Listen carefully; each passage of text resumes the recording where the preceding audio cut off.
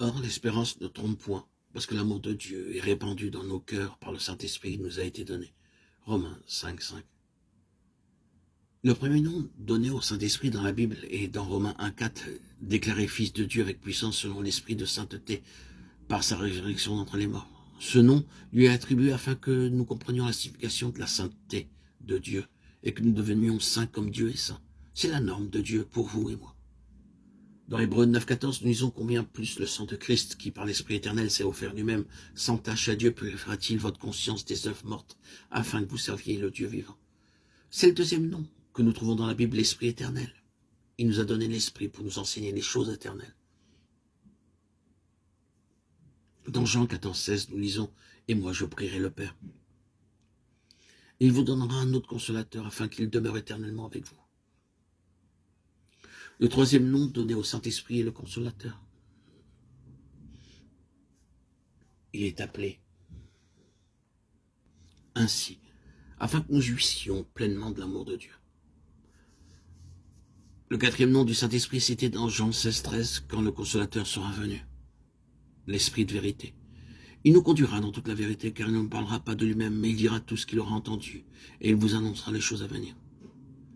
L'Esprit de vérité m'enseignera jour après jour les choses à venir, et il me donnera une claire compréhension de tout le plan du salut, car par le Saint-Esprit nous connaissons clairement comment nous devenons justes devant Dieu, comment tous nos péchés sont pardonnés, le fait que le Seigneur lui-même est notre sanctification et notre justice.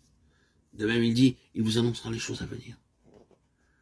Car l'Éternel Dieu est un soleil et un bouclier. L'Éternel donne la grâce et la gloire. Il ne refuse aucun bien à ceux qui marchent dans l'intégrité. Psaume 84, 12. Le cinquième nom donné au Saint-Esprit se trouve dans Galates 4, 6 et 7. Et parce que vous êtes fils, Dieu a envoyé dans nos cœurs l'Esprit de son Fils, lequel crie « Abba, Père ». Ainsi, tu n'es plus esclave, mais fils. Et si tu es fils, tu es aussi héritier par la grâce de Dieu. L'Esprit du Fils de Dieu nous donne la liberté et la hardiesse d'invoquer Dieu à tout moment. Le sixième nom du Saint-Esprit se trouve dans 2 Timothée 1, 7. Car ce n'est pas un esprit de timidité que Dieu nous a donné, mais un esprit de force, d'amour et de sagesse. C'est le sixième nom, l'esprit de force, d'amour et de sagesse. Ces trois choses vont ensemble. Ainsi, ne les séparez pas, la force, l'amour et la sagesse.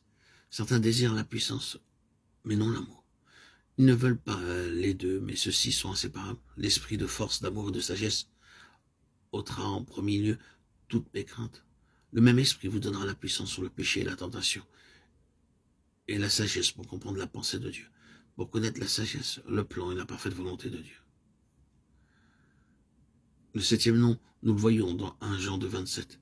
Pour vous, l'onction que vous avez reçue de lui demeure en vous, et vous n'avez pas besoin qu'on vous enseigne.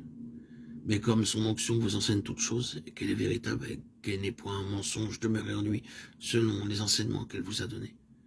C'est le septième nom, l'onction. Il est appelé l'esprit de l'onction pour nous préserver des faux enseignements, des faux prophètes.